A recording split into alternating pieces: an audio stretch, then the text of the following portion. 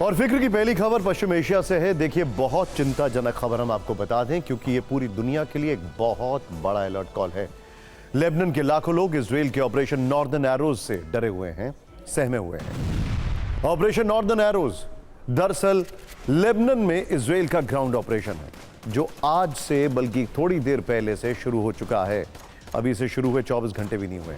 Operation की हर एक detail अब से सिर्फ कुछ सेकंड में हम आपके सामने लेकर आने वाले हैं अपनी इस ग्लोबल कवरेज में। लेकिन एक वर्ष के भीतर पश्चिमी एशिया की 2 तारीखें आज सबसे ज्यादा ट्रेंड कर रही हैं।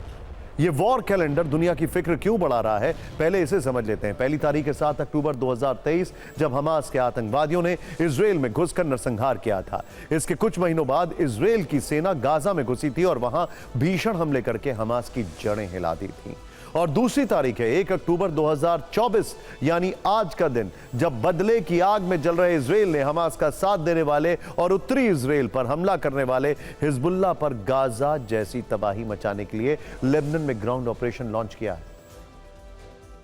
तो नसरुल्लाह के खात्मे के बाद लेबनान के विरुद्ध क्या है इजराइल का ऑपरेशन नॉर्दर्न एरोज। फिक्र के लेंस से इस ऑपरेशन को देखने से पहले ये तस्वीरें आप देखते रहिए। यह है वो ऑपरेशन। हिजबुल्लाह के खिलाफ इजराइल के इस अभियान के कुछ वायरल वीडियोस जो हम आपको दिखा रहे हैं, इनको देखिए, जिनकी चर्चा तेहरान से लेकर वॉशिंगटन डीसी तक हो रही है, जिसमें इजराइल का समर्थन करने वाले देश इस ऑपरेशन का महिमा मंडन कर रहे हैं। हिजबुल्लाह को प्रॉक्सी के तौर पर खड़ा करने वाले देश ईरान में इस ऑपरेशन को लेकर दहशत देखी जा रही है। जमीन पर लड़ाई की पहली तस्वीर ठीक मध्य रात्रि की है। लेबनान बॉर्डर पर आमने सामने जंग छिड़ी है। इजराइल की सेना पहले फ्लेयर से अटैक करती है, जिससे कि वहां पर रोशनी में सब दिखाई दे। हालांकि दुनिया की सबसे वेल इक्विप्ड फोर्सेस में से इजराइल की सेना है। ये वही इजराइल की सेना है जिसने कारगिल युद्ध में हमें लेजर गाइडेड फाइटर प्लेन्स के लिए लेजर गाइडेड चीजें दी थी, जिससे कि हम कारगिल में प्रॉपर अटैक कर पाए। अब यहां पर क्या हो रहा है? भीषण फायरिंग चल रही है फ्लेयर्स के बाद। जिस समय इजराइल की ग्राउंड फोर्सेस जमीनी लड़ाई के लिए आगे बढ़ रही थी, ठीक उसी समय इजराइल की वायुसेना लेबनान की फोर्स और हिजबुल्लाह के लड़ाकों को 2 फ्रंट पर उलझाने के लिए बेरूत में एयर स्ट्राइक कर रही थी। हिजबुल्लाह के पास ना तो एयर डिफेंस है ना एयरफोर्स है, और इसका पूरा फायदा इजराइल को मिल रहा है। उसके फाइटर जेट्स F-15 बेरूत में एयर टू सरफेस मिसाइल से हमला कर रहे थे। दक्षिण लेबनान में भी हिजबुल्लाह के ठिकानों पर भारी शेलिंग की जा रही है। ऐसी जानकारी है कि वायुसेना भी इस ऑपरेशन नॉर्दर्न एरोज का एक अहम हिस्सा है। योजना यह है कि जमीनी सैनिकों के लिए रास्ता क्लियर करने की जिम्मेदारी वायुसेना के पास है। ट्रेडिशनल वॉरफेयर, एरियल अटैक से क्लियर करो फिर अंदर घुसो। इसका फायदा ग्राउंड फोर्सेस को शुरुआती चरणों में मिलता दिख रहा है और आम लोगों को नुकसान ना पहुंचे, इसलिए इजरायली सेना के प्रवक्ता ने बॉर्डर से लगे लेबनान के 20 से अधिक कस्बों में लोगों से तुरंत इलाका छोड़ देने की अपील की है। अब आपको बता दें कि लेबनान के विरुद्ध इजराइल का ऑपरेशन नॉर्दर्न एरोज है क्या। इस ऑपरेशन के तहत इजराइल का मकसद लितानी नदी तक पहुंचना है। लितानी नदी, यह नदी दोनों पक्षों के बीच काफी महत्वपूर्ण है। वर्ष 2006 से के युद्ध विराम के बाद से इसके पहले तक का हिस्से को नो मैन्स लैंड कहा जाता है। बाद में हिजबुल्लाह ने यहां अपनी गहरी पैठ जमा ली और यहां से उसे बीते 1 वर्ष में उत्तरी इजराइल के निवासियों पर भीषण रॉकेट अटैक किए हैं। इन हमलों के कारण 60,000 से ज्यादा इजरायली नागरिकों को पलायन के लिए मजबूर होना पड़ा है। नेतन्याहू अपने लोगों की घर वापसी चाहते हैं, इसीलिए उन्होंने यहां से हिजबुल्लाह को खदेड़ने के लिए ऑपरेशन नॉर्दर्न एरोज शुरू किया, जिसमें आईडीएफ की 98 डिवीजन शामिल है। पैरा ट्रूपर्स, सर्विलांस ट्रूप के साथ मिलकर अटैक किए जा रहे हैं। सबसे बड़ी बात, इजराइल ने ग्राउंड ऑपरेशन से पहले अमेरिका को इस ऑपरेशन की पूरी डिटेल दी है। कहा जा रहा है कि इजराइल लेबनान पर बड़ा ग्राउंड ऑपरेशन करना चाहता है, लेकिन अमेरिका इजराइल के बीच 48 घंटे तक चली बातचीत के बाद इजराइल ने ग्राउंड ऑपरेशन की रेंज काफी कम की है और दावा है कि इजराइल डिफेंस फोर्स सीमित क्षेत्र में ग्राउंड ऑपरेशन करके वापस लौट सकती है। एक्सियोस के हवाले से जानकारी। यह तो है इजराइल का पक्ष और उसकी तैयारी, लेकिन जवाब में हिजबुल्लाह क्या कर रहा है? इजराइल को इस ग्राउंड ऑपरेशन पर हिजबुल्लाह के दूसरे देशों में मौजूद साथी गुट कैसे जवाब दे रहे हैं, ये रिपोर्ट देखनी चाहिए।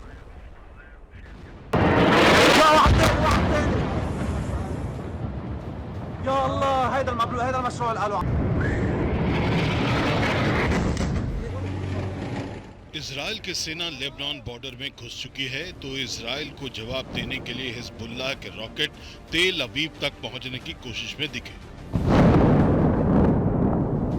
हिजबुल्लाह ने तेल अवीव पर 15 से ज्यादा रॉकेट से हमले किए। रॉकेट हमले में दर्जनों गाड़ियों को नुकसान पहुंचा। तेल अवीव के पास मोसाद मुख्यालय पर भी हमले की कोशिश की गई। हिजबुल्लाह ने मोसाद हेडक्वार्टर पर कई मिसाइलें दागी। हिजबुल्लाह के अटैक के बाद नॉर्थ इजराइल से लेकर तेल अवीव तक हाई अलर्ट घोषित है। इजराइल के ग्राउंड ऑपरेशन के बीच बड़े हमले इराक से भी हुए।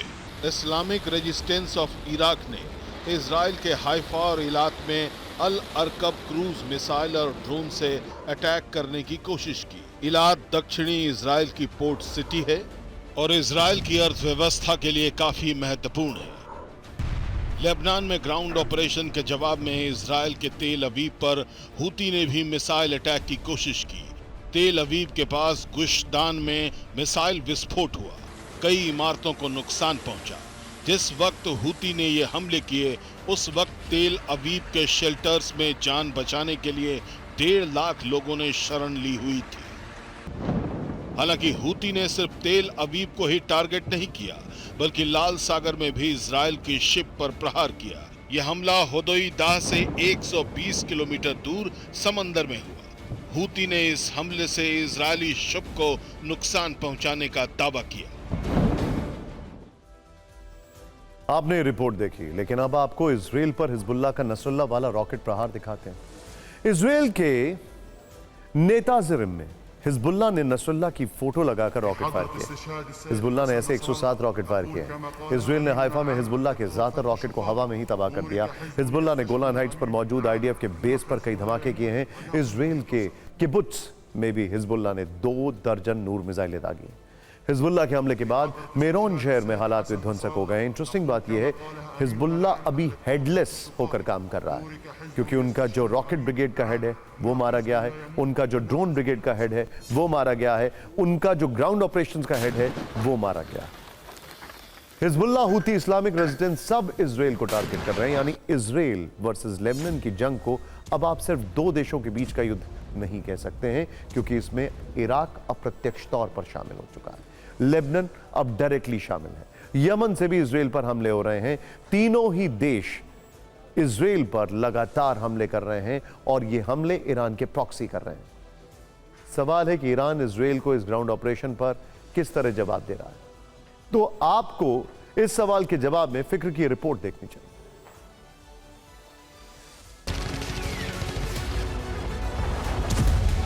लेबनान से ग्राउंड ऑपरेशन शुरू होते ही ईरान के विदेश मंत्रालय से एक बयान जारी हुआ। ईरान ने कहा, हिजबुल्लाह की मदद के लिए ईरान अपने सैनिक बेरूत में नहीं भेजेगा।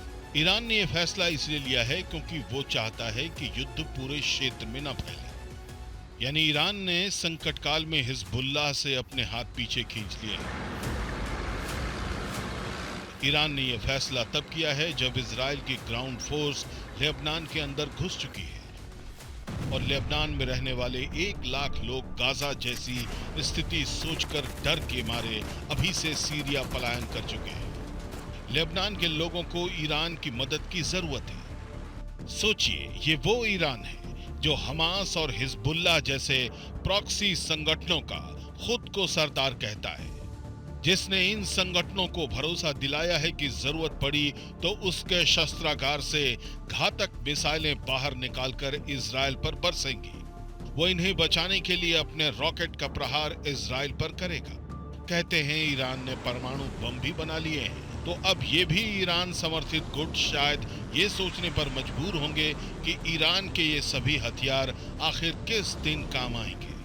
वैसे ईरान जवाब देने से पीछे क्यों हट रहा है, तो इसकी भी कुछ वजहें साफ है। सबसे बड़ी वजह ईरान को अपनी न्यूक्लियर साइट्स पर ठीक बेरूत की तरह इजराइल के एयर स्ट्राइक का डर सता रहा है। एक दिन पहले ऐसी ही खबर TV9 भारतवर्ष ने वर्ल्ड एक्सक्लूसिव में दी थी। दूसरी वजह है ईरान के सर्वोच्च लीडर खामेनेई के खिलाफ इजराइल की सीक्रेट ऑपरेशन की संभावना। शायद इसलिए नसरल्लाह के खात्मे के दिन से ही उन्हें किसी सुरक्षित जगह पर भेज दिया गया है। तीसरी वजह है अमेरिका, जिसने इजराइल के लेबनान पर ग्राउंड ऑपरेशन के फौरन बाद ही ईरान को हद में रहने की चेतावनी दी है। अमेरिका के रक्षा मंत्री ने खुद कहा है कि ईरान और उसके प्रॉक्सी संगठनों से निपटने के लिए अमेरिका पूरी तरह तैयार है। अमेरिका की यह वार्निंग सिर्फ जुबानी नहीं है। वॉल स्ट्रीट जर्नल की रिपोर्ट में बड़ा दावा है कि अमेरिका ने पश्चिमी एशिया में बड़े जंग की तैयारी शुरू कर दी है।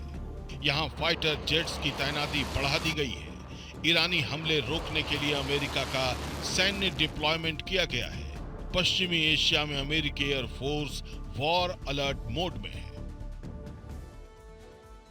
हालात बहुत तनावपूर्ण है और खासकर ये देखते हुए कि इजराइल का ज्यादातर एरियल डिफेंस सिस्टम अभी नॉर्दर्न बॉर्डर पर है और सदर्न बॉर्डर पर यमन से अटैक शुरू हो चुके हैं।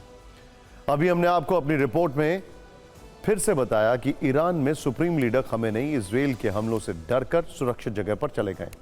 वो सेफ हाउस में पिछले शुक्रवार से है, लेकिन इजराइल का यह डर सिर्फ ईरान तक सीमित नहीं है। नसरल्लाह के मारे जाने के बाद हिजबुल्लाह के टॉप कमांडर भी इजराइल के अप्रत्याशित अटैक से डरे और सहमे हुए हैं। अनप्रेसिडेंटेड अटैक से डरे और सहमे हुए हैं। हिजबुल्लाह के डिप्टी लीडर शेख नईम कासिम का ये डर आप देख रहे हैं, पसीने पोंछ रहे हैं। नसरल्लाह की मौत के बाद इजराइल को जवाब देने के लिए हिजबुल्लाह के डिप्टी लीडर शेख नईम कासिम ने अपना एक वीडियो रिकॉर्ड किया। इस वीडियो में वो ये कहते पाए गए हैं कि इजराइल से जंग लंबी चल सकती है, सभी विकल्प खुले हुए हैं, जमीनी आक्रमण के खिलाफ हमारी तैयारी मजबूत है। वो इस दौरान हिजबुल्लाह की जीत का दावा करते रहे, लेकिन इस बीच वो कई बार चेहरे पर आए पसीने को पोंछते दिखे। रिकॉर्डेड स्पीच में उनके इस तरह पसीना पोंछने को इजराइल के समर्थकों ने आईडीएफ की स्ट्राइक वाले डर से जोड़ा है। इसकी भी एक बड़ी वजह है, अमूमन हिजबुल्लाह जैसे संगठन के बड़े लीडर जब कुछ बोलते हैं तो उसे सुनकर उसके लड़ाके जोश में आ जाते हैं, लेकिन अब सीन बदल चुका है। नसरल्लाह मारा जा चुका है। वो अपनी ऑरेटरी स्किल्स के लिए जाना जाता था। वो जमीन से 60 फीट नीचे घुट घुट कर मरा है और उसका मारा जाना हिजबुल्लाह में इजराइल के प्रति डर का सबसे बड़ा कारण बन चुका है।